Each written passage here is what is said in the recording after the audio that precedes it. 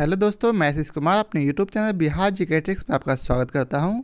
आज हम लोग रसायन विज्ञान के प्रथम चैप्टर परमाणु संरचना, संयोजकता एवं रासायनिक बंधन को इस वीडियो में पढ़ेंगे। तो यदि आप लोगों ने अब तक हमारा channel Bihar GK tricks subscribe नहीं किया है तो इसे सब्सक्राइब कर लें, साथ ही बेल आइकन को जरूर दबाएँ। तो आइए वीडियो को स्टार्ट करते हैं। तो आज का पहला प्रश्न है, परमाणु में कक्षकों को भरने का क्रम किसके द्वारा नियंत्रित होता है? तो इसका उत्तर है ऑफ बाउ सिद्धांत के द्वारा। परमाणु में कक्षकों को भरने का क्रम किसके द्वारा नियंत्रित होता है? तो इसका उत्तर है ऑफ बाउ सिद्धांत के द्वारा। अगला प्रश्न है, वे तत्व जिनकी परमाणु संख्या तथा द्रव्यमान संख्या भिन्न हो परंतु उनके नाभिक में न्यूट्रॉन की संख्या समान हो, वे क्या कहलाते हैं? तो इसका उत्तर है आइसोटोन्स अर्थात समन्यूट्रॉनिक। वे तत्व जिनकी परमाणु संख्या तथा द्रव्यमान संख्या भिन्न हो परंतु उनके नाभिक में न्यूट्रॉन की संख्या समान हो, वे क्या कहलाते हैं? तो इसका उत्तर है आइसोटोन्स अर्थात समन्यूट्रॉनिक। अगला प्रश्न है, रासायनिक तत्व के परमाणु के संदर्भ में चुंबकीय क्वांटम संख्या का संबंध किससे है? तो इसका उत्तर है अभिविन्यास से। रासायनिक तत्व के परमाणु के संदर्भ में चुंबकीय क्वांटम संख्या का संबंध किससे है? तो इसका उत्तर है अभिविन्यास से। अगला प्रश्न है, परमाणु नाभिक के अवयव कौन से हैं? तो इसका उत्तर है प्रोटॉन और न्यूट्रॉन। परमाणु नाभिक के अवयव कौन से हैं? तो इसका उत्तर है प्रोटॉन और न्यूट्रॉन अर्थात परमाणु के नाभिक में प्रोटॉन और न्यूट्रॉन पाए जाते हैं। आगे है, ऐसे परमाणु जिनमें प्रोटॉन या इलेक्ट्रॉन की संख्या समान परंतु न्यूट्रॉन की संख्या भिन्न भिन्न रहती है, उसे क्या कहते हैं? तो उसे समस्थानिक अर्थात आइसोटोप्स कहा जाता है। ऐसे परमाणु जिनमें प्रोटॉन या इलेक्ट्रॉन की संख्या समान परंतु न्यूट्रॉनों की संख्या भिन्न भिन्न रहती है, उसे समस्थानिक अर्थात आइसोटोप्स कहते हैं। आगे है, हीलियम के नाभिक में होते हैं कितने प्रोटॉन और न्यूट्रॉन? तो 2 प्रोटॉन और 2 न्यूट्रॉन। हीलियम के नाभिक में 2 प्रोटॉन एवं 2 न्यूट्रॉन पाए जाते हैं। आगे है, प्रोटॉन और इलेक्ट्रॉन के द्रव्यमान का अनुपात कितना होता है? तो इसका उत्तर है 1837 अनुपात 1। प्रोटॉन और इलेक्ट्रॉन के द्रव्यमान का अनुपात कितना होता है? तो इसका उत्तर है 1837 अनुपात 1। आगे है, किसी एक ही परमाणु में 2 इलेक्ट्रॉनों की चारों क्वांटम संख्याएं समान नहीं हो सकती, यह नियम किस वैज्ञानिक ने दिया था? तो इसका उत्तर है पाउली। किसी एक ही परमाणु में 2 इलेक्ट्रॉनों की चारों क्वांटम संख्याएं समान नहीं हो सकती, यह नियम किस वैज्ञानिक ने दिया था? तो इसका उत्तर है पाउली। अगला प्रश्न है, वह एकमात्र ऐसा तत्व कौन सा है जिसके समस्थानिकों के नाम भिन्न भिन्न है? तो इसका उत्तर है हाइड्रोजन, जिनके समस्थानिक के नाम प्रोटियम, ड्यूटेरियम और ट्राइटिनियम है। वह एकमात्र ऐसा तत्व कौन सा है जिनके समस्थानिकों के नाम भिन्न भिन्न है? तो वे हैं हाइड्रोजन। इनके समस्थानिक के नाम याद रखेंगे प्रोटियम, ड्यूटेरियम और ट्राइटियम। आगे है, परमाणु अवपरमाणविक कण। परमाणु अवपरमाणविक कण। अब आगे देखते हैं, इलेक्ट्रॉन का परम आवेश कूलम में कितना होता है? तो इसका उत्तर है -1.6022 गुना 10⁻⁻19 कूलम। इलेक्ट्रॉन पर परम आवेश कितना होता है कूलम में? तो इसका उत्तर है -1.6022 गुने 10⁻⁻19 कूलम। वहीं प्रोटॉन का परम आवेश कण कितना होगा? तो इसका उत्तर है प्लस में प्लस 1.6022 इंटू 10⁻⁻19 कूलम, अर्थात इलेक्ट्रॉन के ठीक बराबर लेकिन विपरीत चिन्ह वाला। और न्यूट्रॉन का आवेश क्या होगा? तो न्यूट्रॉन पर आवेश 0 कूलम का होगा, अर्थात यह आवेशहीन होगा। अब आइए आगे पढ़ते हैं। तो आगे है सापेक्ष आवेश, अर्थात इलेक्ट्रॉन का सापेक्ष आवेश क्या होता है? तो इसका उत्तर है -1। वहीं प्रोटॉन का सापेक्ष आवेश क्या होता है? तो +1। और न्यूट्रॉन का सापेक्ष आवेश क्या होगा? तो कोई आवेश नहीं, अर्थात 0। अब है इलेक्ट्रॉन का द्रव्यमान केजी में कितना होता है? तो इसका उत्तर है 9.1094 गुने 10⁻⁻31। इलेक्ट्रॉन का द्रव्यमान कितना होता है केजी में? तो इसका उत्तर है 9.1094 गुने 10⁻⁻31। और वहीं प्रोटॉन का द्रव्यमान कितना होता है? तो इसका उत्तर है 1.6762 गुने 10⁻�27।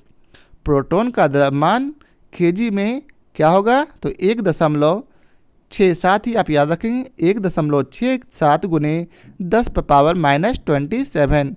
वहीं न्यूट्रॉन का भी समान द्रव्यमान होता जितना कि प्रोटॉन का, अर्थात 1.67 गुने 10⁻⁻27। याद रखेंगे कि आवेश में इलेक्ट्रॉन और प्रोटॉन का आवेश कूलम में बराबर होगा लेकिन विपरीत चिन्ह होंगे। वहीं द्रव्यमान में प्रोटॉन और न्यूट्रॉन के द्रव्यमान बराबर होंगे। आगे है इलेक्ट्रॉन लगभग द्रव्यमान में क्या होगा? तो 0, जिसे म्यू द्वारा व्यक्त करते हैं। इलेक्ट्रॉन को लगभग द्रव्यमान में कितना होगा? 0। वहीं प्रोटॉन क्या होगा? 1 और न्यूट्रॉन भी 1 होगा। आगे है इलेक्ट्रॉन की खोज किसने की? तो इलेक्ट्रॉन की खोज जे थॉमसन ने की। इलेक्ट्रॉन की खोज किसने की? तो जे थॉमसन ने। वहीं प्रोटॉन की खोज किसने की? तो इसका उत्तर है रदरफोर्ड ने। और न्यूट्रॉन की खोज किसने की? तो इसका उत्तर है चैडविक ने। अगर आप चाहते हैं इसके खोजकर्ताओं के नाम याद रखने का, तो आप बस याद रखें ईंट पर नाच, अर्थात ई से इलेक्ट्रॉन, ट से थॉमसन, प से प्रोटॉन और र से रदरफोर्ड, न से न्यूट्रॉन और च से चैडविक। आशा करता हूँ आपको याद हो गया होगा। अब आइए चलते हैं, आगे पढ़ते हैं। आगे है किसी तत्व के समस्त स्थानिकों की संख्या सर्वाधिक है किस तत्व की? तो इसका उत्तर है पोलोनियम। किस तत्व की समस्थानिकों की संख्या सर्वाधिक है? तो इसका उत्तर है पोलोनियम। इसके कुल कितने समस्थानिक है? तो कुल 33 समस्थानिक है। पोलोनियम की सबसे अत्यधिक समस्थानिक है कितने? तो 33। आगे है ब्रह्मांड में सर्वाधिक पाया जाने वाला तत्व कौन सा है? तो इसका उत्तर है हाइड्रोजन। ब्रह्मांड में सर्वाधिक पाया जाने वाला तत्व कौन है? तो वह है हाइड्रोजन। आगे है रासायनिक यौगिक की सबसे छोटी इकाई कौन सी है? तो इसका उत्तर है अणु। रासायनिक यौगिक की सबसे छोटी इकाई कौन सी है? तो इसका उत्तर है अणु। आगे है तत्व का गुणधर्म किससे निर्धारित होता है? तो इसका उत्तर है उसके परमाणु क्रमांक से। तत्व का गुणधर्म किससे निर्धारित होता है? तो इसका उत्तर है उसके परमाणु क्रमांक से। आगे है किस मॉडल को आधुनिक भौतिकी के आधारशिला माना जाता है? तो इसका उत्तर है नील्स बोर का मॉडल। किस मॉडल को आधुनिक भौतिकी की आधारशिला माना जाता है? तो इसका उत्तर है नील्स बोर का मॉडल। आगे है परमाणु में प्रोटॉन कहाँ स्थित होते हैं? तो इसका उत्तर है नाभिक के भीतर। परमाणु में प्रोटॉन कहाँ स्थित होते हैं? तो इसका उत्तर है नाभिक के भीतर। आगे है आधुनिक आवर्त सारणी किसके द्वारा प्रस्तुत की जाती है? तो इसका उत्तर है मोसले। आधुनिक आवर्त सारणी किसके द्वारा प्रस्तुत की जाती है? तो इसका उत्तर है मोस्ले। आगे है वैद्युत संयोजन एवं सह संयोजन बंध किसमें होते हैं? तो इसका उत्तर है सल्फर डाइऑक्साइड। वैद्युत संयोजन एवं सह संयोजन बंधन किसमें होते हैं? तो सल्फर डाइऑक्साइड अर्थात SO2। आगे है आधुनिक रसायन विज्ञान का जनक किसे माना जाता है? तो इसका उत्तर है एंटवाइन लेवाइजियर को। एंटवाइन लेवाइजियर को आधुनिक रसायन विज्ञान का जनक किसे कहा जाता? तो एंटवाइन लेवाइजियर को। आगे है डाल्टन ने अणु को क्या नाम दिया था? तो इसका उत्तर है यौगिक परमाणु। डाल्टन ने अणु को क्या नाम दिया? तो इसका उत्तर है यौगिक परमाणु। एक ही तत्व के परमाणुओं का विभिन्न रासायनिक विन्यास दर्शाने की प्रवृत्ति अपरूपता कहलाती है। एक ही तत्व के परमाणुओं का विभिन्न रासायनिक विन्यास दर्शाने की प्रवृत्ति क्या कहलाती? तो अपरूपता। आगे है बंध कोण अधिकतम किस में होता? तो इसका उत्तर है अणु में। बंध कोण अधिकतम किस अणु में होता है? तो इसका उत्तर है CO2 में। बंध कोण अधिकतम किस अणु में होता है? तो CO2 में। वहीं आगे है हाइड्रोजन हैलाइड का बढ़ता आयनिक लक्षण है। तो इसका उत्तर है HI, HBr, HCl और HF। यहाँ F जो है फ्लोरीन है, Cl क्लोरीन, Br ब्रोमीन और I से आयोडीन। हाइड्रोजन हैलाइड का बढ़ता आयनिक लक्षण है तो HI, फिर उसके बाद HBr, फिर Cl और फिर HF। आगे है परमाणु तत्व संख्या 29 किससे संबंधित है? तो यह है D ब्लॉक से। परमाणु तत्व संख्या 29 किससे संबंधित है? तो यह है D ब्लॉक से। आगे है उत्कृष्ट गैसों की संयोजकता कितनी होती है? तो इसका उत्तर है 0। उत्कृष्ट गैसों की संयोजकता कितनी होती? तो 0। आगे है ऑक्सीकरण की प्रक्रिया में ऑक्सीकृत तत्व की संयोजकता पर क्या प्रभाव पड़ता है? तो इसका उत्तर है ऑक्सीकरण की प्रक्रिया में संयोजकता बढ़ती है। ऑक्सीकरण की प्रक्रिया में ऑक्सीकृत तत्व की संयोजकता पर क्या प्रभाव पड़ता है? तो ऑक्सीकरण की प्रक्रिया में संयोजकता बढ़ती है। आगे है न्यूट्रॉनों किस प्रकार का कण है? तो यह एक अस्थायी कण है। न्यूट्रिनो किस प्रकार का कण है? तो यह एक अस्थायी कण है। अब आइए चलते इस पेज के आखिरी प्रश्न को देखते हैं। तो यह है मेंडलीफ के आवर्त नियम के अनुसार तत्वों के भौतिक एवं रासायनिक गुण उनके परमाणु भारों के आवर्त फलन होते हैं। मेंडलीफ के आवर्त नियम के अनुसार तत्वों के भौतिक एवं रासायनिक गुण उनके परमाणु भारों के आवर्त फलन होते हैं। अब आइए चलते हैं अगले पेज पर।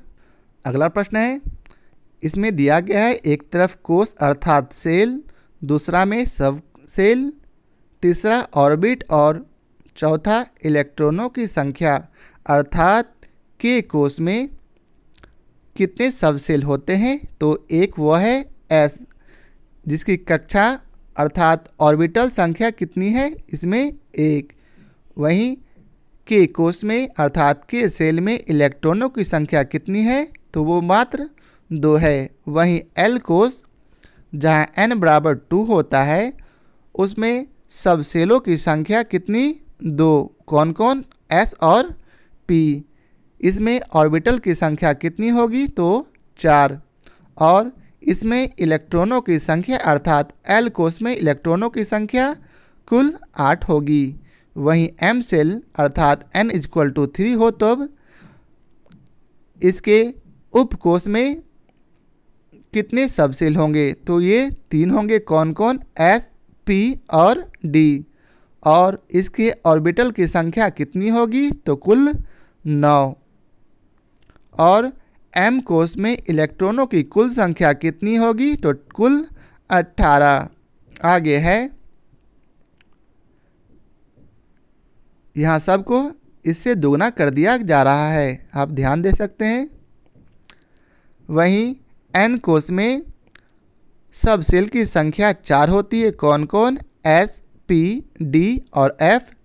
इसमें ऑर्बिटल की संख्या 16 है और इलेक्ट्रॉनों की संख्या ऑर्बिटल के ठीक दुगनी अर्थात 32। वहीं O कोष अर्थात n बराबर 5 हो तो सब सेल 5 अर्थात S, P, D, F और G अर्थात इसमें ऑर्बिटल संख्या 25 और इलेक्ट्रॉनों की संख्या 50। वहीं P कोष में सब सेल की संख्या 6 होती है। कौन कौन? S, P, D, F, G, H और इसमें ऑर्बिटल की संख्या 36 होती है और इलेक्ट्रॉनों की संख्या ठीक दुगना 72। वहीं Q कोष में सब सेल की संख्या 7। कौन कौन? S, P, D, F, G, H और I।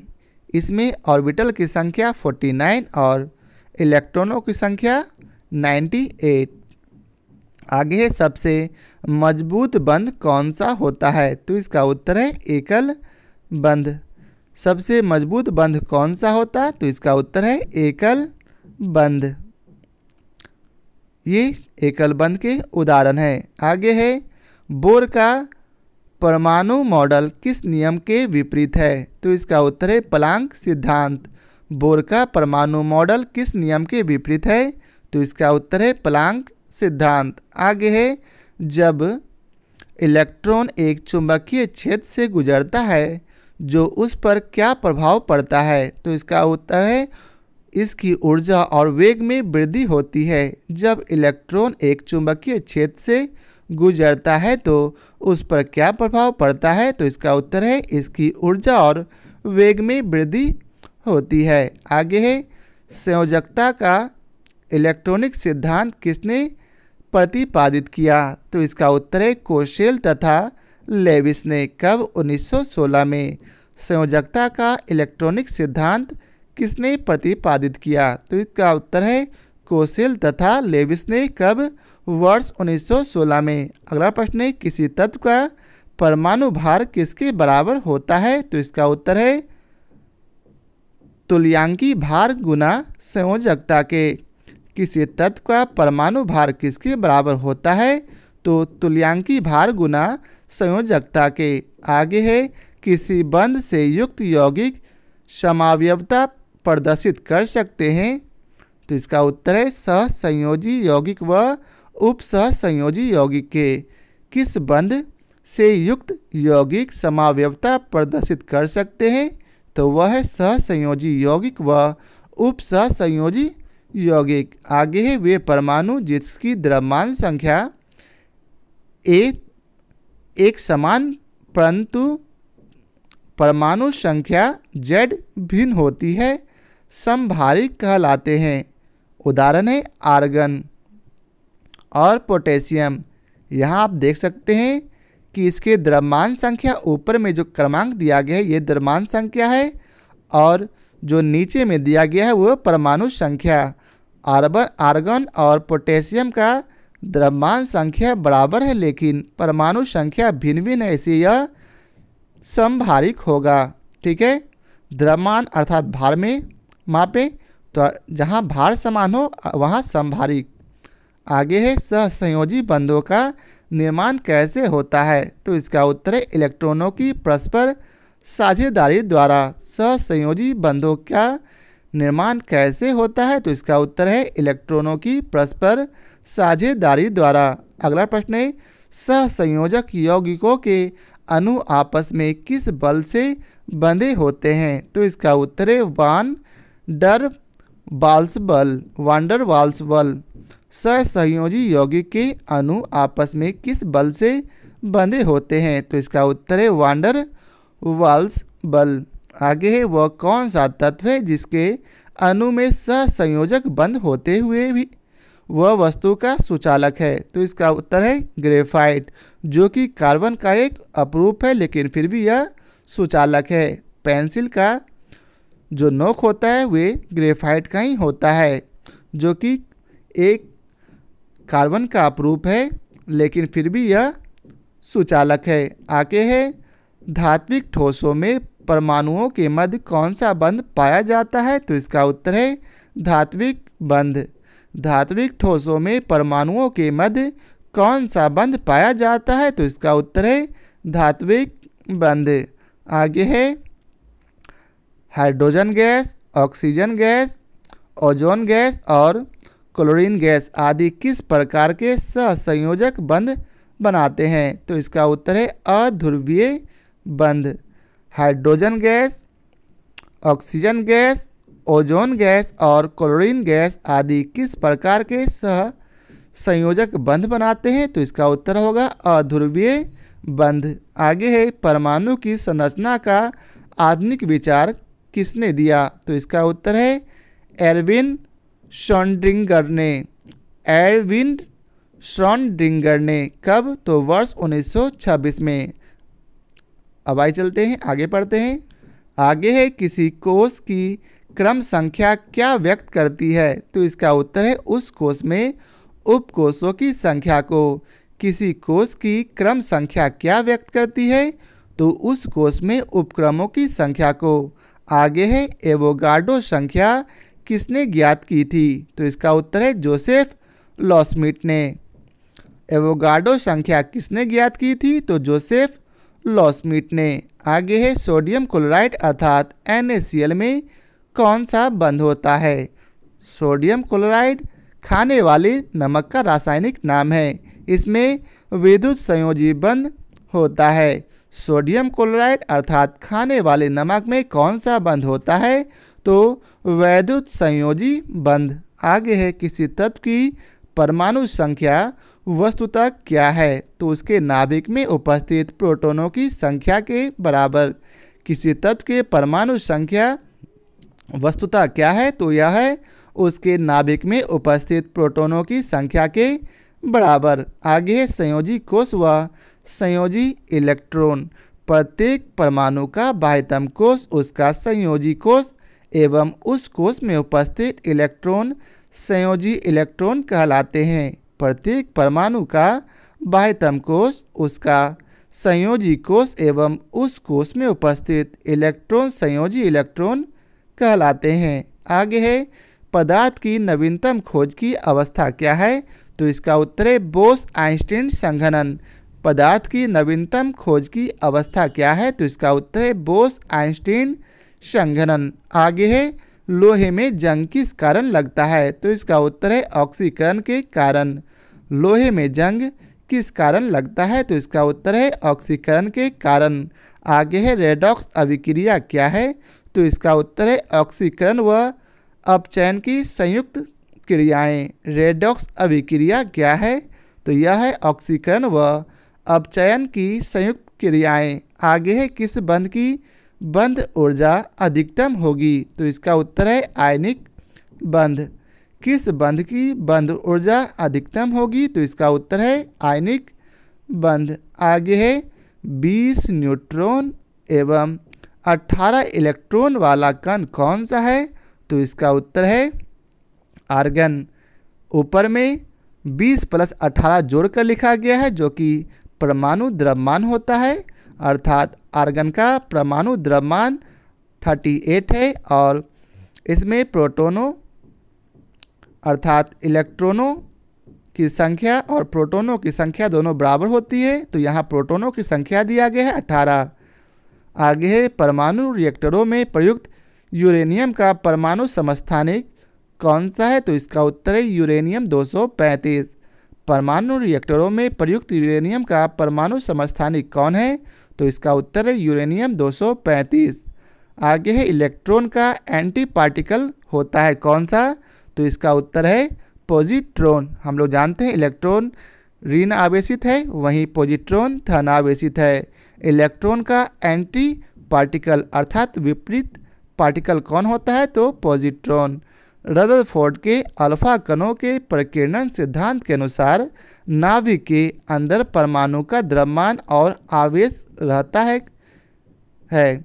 रदरफोर्ड के अल्फा कणों के प्रकीर्णन सिद्धांत के अनुसार नाभिक के अंदर परमाणु का द्रव्यमान और आवेश रहता है। आगे है, किस यौगिक में विद्युत संयोजी, सहसंयोजक एवं उपसंयोजक 3 प्रकार के बंध पाए जाते हैं? तो इसका उत्तर है अमोनियम क्लोराइड, जिसका फॉर्मूला NH4Cl होता है, और अमोनियम ब्रोमाइड अर्थात NH4Br। किस यौगिक में विद्युत संयोजी, सहसंयोजक एवं उपसंयोजक 3 प्रकार के बंध पाए जाते हैं? तो वे हैं अमोनियम क्लोराइड और अमोनियम ब्रोमाइड।